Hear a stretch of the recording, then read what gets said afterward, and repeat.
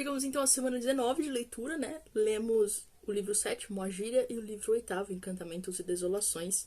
E apesar de terem sido mais ou menos 70 páginas de leitura, é bem curta, na verdade, né? A sensação de demora da leitura em si são as explicações do Victor Hugo e aquela coisa toda, mas foram poucos acontecimentos, né? Ele vai abrir essa parte com praticamente um ensaio, né? Não sei, um tratado sobre a gíria nos romances franceses, né? Então aquele momento pausa para um ensaio, e apesar de ele ser um tanto tedioso, principalmente para quem não é da área de linguística, né? Mas é genial de alguma forma. Eu acho que é.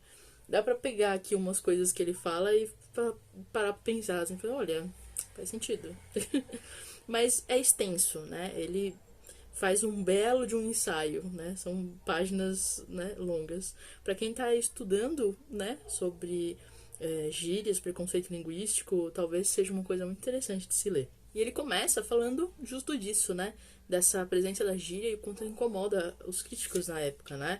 Que a gíria é horrorosa, causa arrepios. Um pouco mais pra frente ele diz assim: o pensador que fugisse da gíria se assemelharia ao cirurgião que voltasse as costas a uma úlcera ou uma verruga. Seria um filólogo com medo de examinar um fato da língua. Um filósofo com receio de perscrutar um fato da humanidade, pois é preciso dizê-lo para os que o ignoram. A gíria é ao mesmo tempo um fenômeno literário e um resultado social. O que é a gíria propriamente dita? A gíria é a linguagem da miséria. Mais pra frente ele continua, né? A língua falada pela miséria é ainda muito mais digna de atenção e estudo. É a língua falada na França, por exemplo, há mais de 4 séculos. Não somente por uma miséria, mas pela miséria, por toda a miséria humana possível. Então ele vai falar de vários aspectos da gíria, né? Mas principalmente dessa coisa de dar uma representação para ela mesmo na literatura. Porque se ele está fazendo um livro, né, que se chama Os Miseráveis, para falar dessa população que é ignorada por todo mundo nesse período, ele não pode ignorar a forma como eles falam. E ele traz essa representação também para o texto. Acho difícil identificar isso na fala dos personagens, né? Talvez a tradução também tenha alterado um pouco, então de repente lendo no francês fique mais claro. A não ser naquela parte onde a Eponine encontra o Marius, né? E a gente percebe que ela fala quase um dialeto, ela não fala exatamente o francês, né? No caso aqui, o português. Então a forma dela se expressar é muito diferente dele, né? E também quando a gente encontra o Gavroche, né?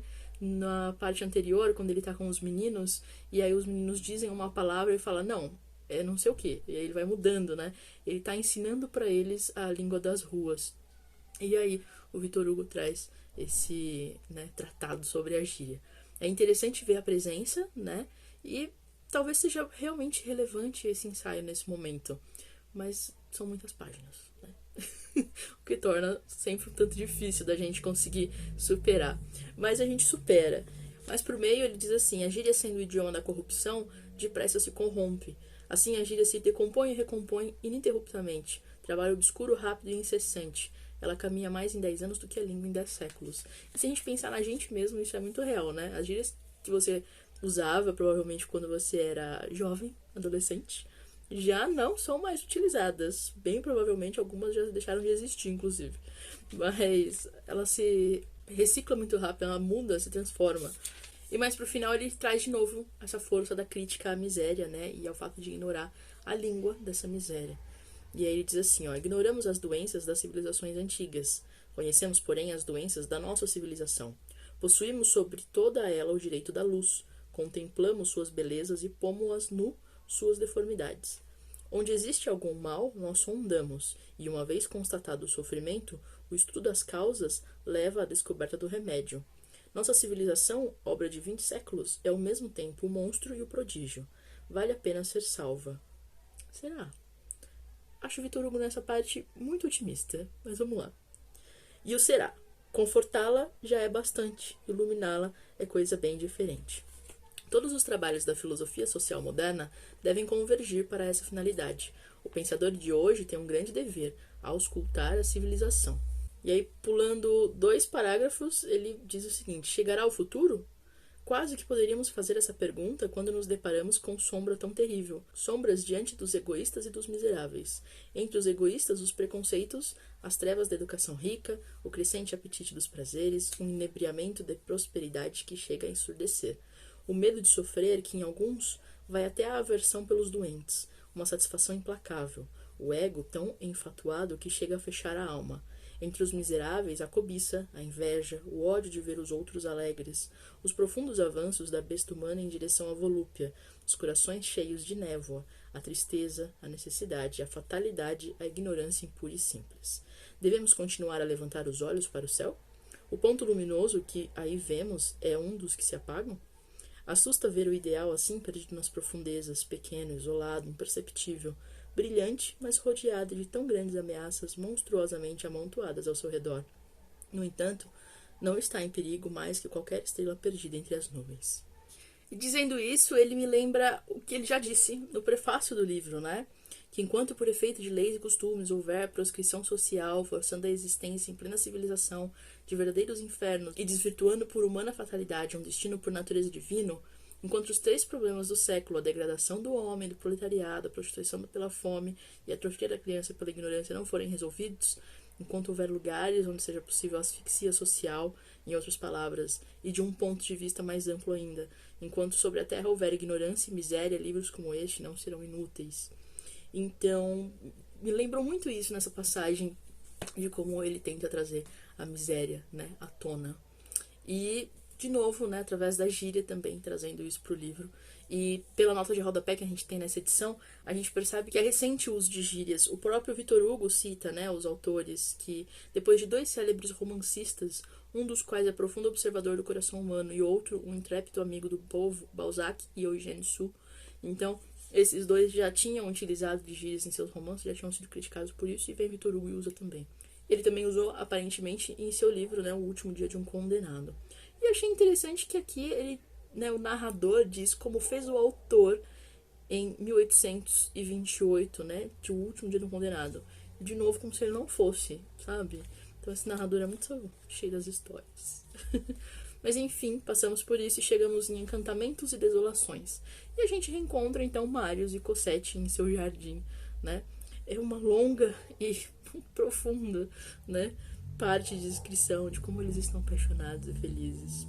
E a gente tem algumas informações, mas grande parte é essa descrição um tanto enfadonha dos 2 se conhecendo e falando groselha, né? Essas coisas de gente apaixonada, principalmente no século XIX. E a gente descobre que Marius vai ao jardim todas as noites, né? E aí diz assim: durante todo o mês de maio de 1832, todas as noites, encontravam-se naquele pobre jardim selvagem, sob a ramagem cada vez mais perfumada e espessa, 2 seres compostos de todas as castidades e inocências, transbordantes de todas as felicidades do céu, mais vizinhos dos arcanjos do que dos homens, puros, honestos, extasiados, brilhantes, resplandecendo um para o outro nas sombras da noite.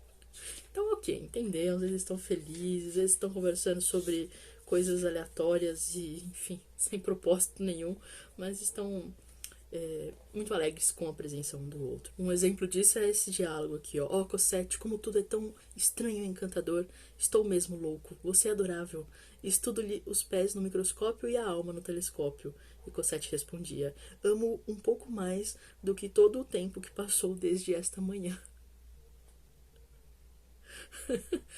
Eu entendo a intenção do Victor Hugo e eu acho que pra época faz todo sentido, principalmente, se eu não me engano, Os Miseráveis está dentro do romantismo, né?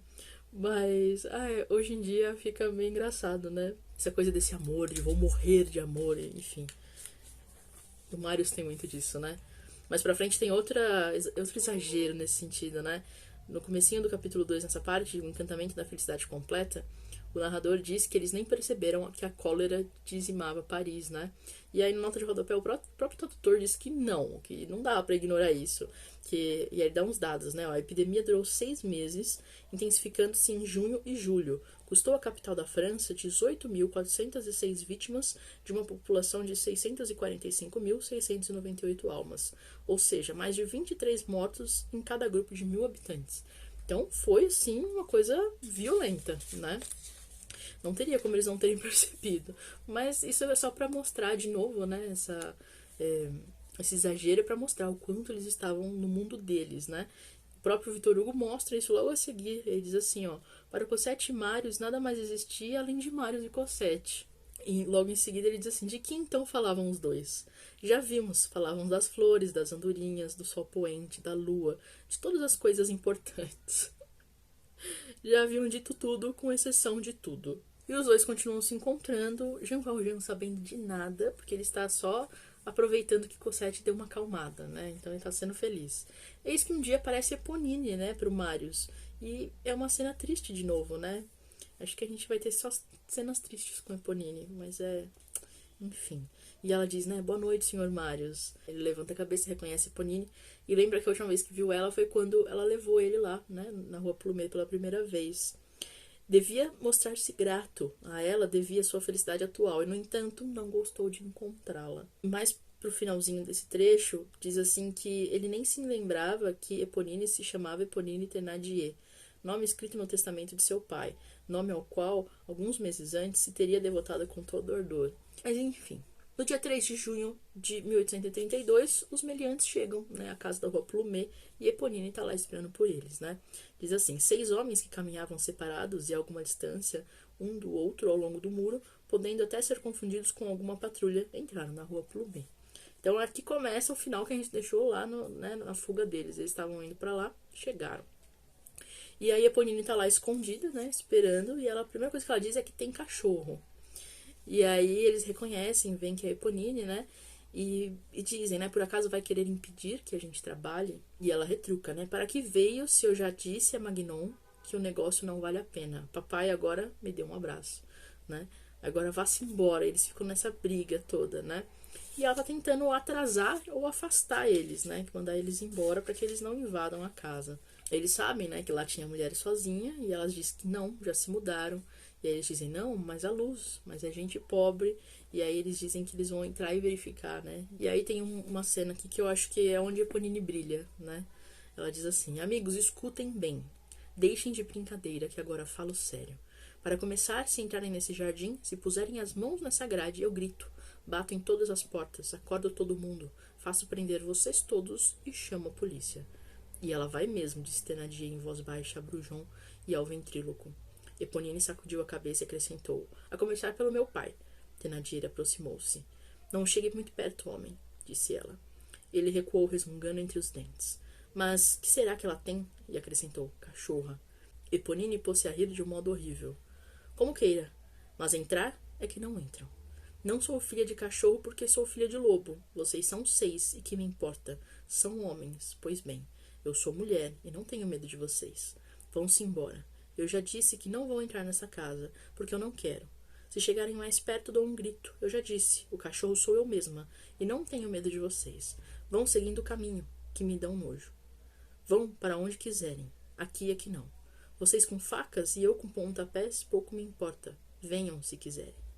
E não sei se essa conversa, né, ou a seriedade dela acaba convencendo eles a ir embora. E enquanto isso acontecia lá fora, Marius e Cosette estavam no jardim, né? E Cosette diz para Marius que em breve, né, eles vão embora. Que o Jean então falou que eles vão provavelmente para Inglaterra e que era para arrumar as malas. Marius, é claro, entra em quê? Em total desespero. E aí, né, ele precisa tomar uma providência e diz para Cosette que ele vai tentar uma coisa. E essa coisa, para nossa surpresa, é o quê? O Sr. Gillenormand. Então ele volta ao avô, né, para pedir um auxílio. E é muito engraçado porque agora a gente encontra esse senhor Gillenormand que diz com 91 anos bem puxados, né? Ele tá carrancudo, ele sente falta do Marius, mas ele não quer assumir, ele não suporta o sobrinho que a tia queria colocar no lugar do Marius, né? O Teódulo. Ele começou a perder os dentes, né? Finalmente, 90 anos, começar a cair dente. Esse homem é praticamente, não sei, né? Imortal, ele é Highlander, talvez. Não sei. Mas diz assim que ele estava bastante abatido, né? Havia 4 anos que esperava por Marius. E Marius, eis que aparece, né? Mas o encontro não é nada do que ele esperava e tampouco Marius. Que o Marius chega, né? Eles têm um pequeno conflito, né, no começo. Mas o avô, então, resolve escutar a história do Marius. Ele conta que tá apaixonado por essa moça e tudo mais. E que ele não tem dinheiro, ela não tem dinheiro, uma série de coisas. E que ele tá lá para pedir a permissão, né? Venho pedir-lhe licença para me casar. E aí ele conta, né, que o pai dela quer levá-la para a Inglaterra. Então pensei comigo, vou ver o meu avô e contar-lhe o que acontece. Preciso absolutamente casar-me com ela, senão enlouqueço. Aí está toda a verdade. Acho que não esqueci de nada. E o avô, então, né, dá pra ele, aqui estão 200 libras. Faça dela sua amante. E aí Marius ficou enlouquecido, né? O narrador diz assim, aquelas palavras entraram no coração do severo rapaz como uma espada. E aí o Marius retruca, né? Há 5 anos o senhor ofendeu meu pai. Hoje, ofende minha mulher. Não lhe peço mais nada. Adeus. E aí a gente tem uma cena muito doida, né? Que eu não cheguei a uma conclusão, mas é a cena final dessa parte. O senhor Guilherme percebe a bobagem que ele fez, né? E que dessa vez o Marius não volta mais. E aí, temos de novo uma daquelas cenas muito Victor Hugo, talvez. O nonagenário levou 2 ou 3 vezes as mãos às têmporas, com uma expressão de angústia.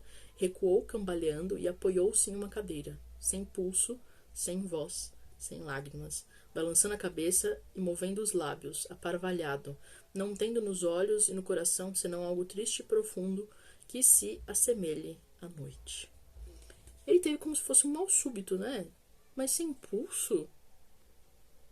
É que a ordem da descrição é interessante, né? O sem pulso, talvez ele queira dizer que caiu a pressão do velho. Ou o velho morreu. O velho podia morrer, né? Mas tudo bem. E porque, pela ordem, né, ele estava sem pulso, sem voz, sem lágrimas, balançando a cabeça e movendo os lábios. Ele não poderia estar morto, né? Se ele está movendo os lábios. Aparvalhado. Então, não sei. Eu acho que ele não morreu, apesar de, né, vou me agarrar ao sem pulso na esperança de que o velho bata as botas. Mas, não sei não. Acho que não. Aguardemos os próximos episódios. E assim, né, a gente encerra essa parte.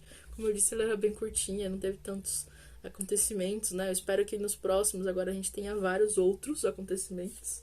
E pra semana que vem a gente vai ler, então, a semana 20. E aí são 4 livros, tá? Eles são curtinhos, mas são 4. Então, o livro 9, Para Onde Vão Eles. Livro 10º, 5 de julho de 32. Livro 11º, O Átomo Fraterniza com o Furacão. Livro 12º, Corinto. Então, a gente, espero, vai ter algumas respostas, né?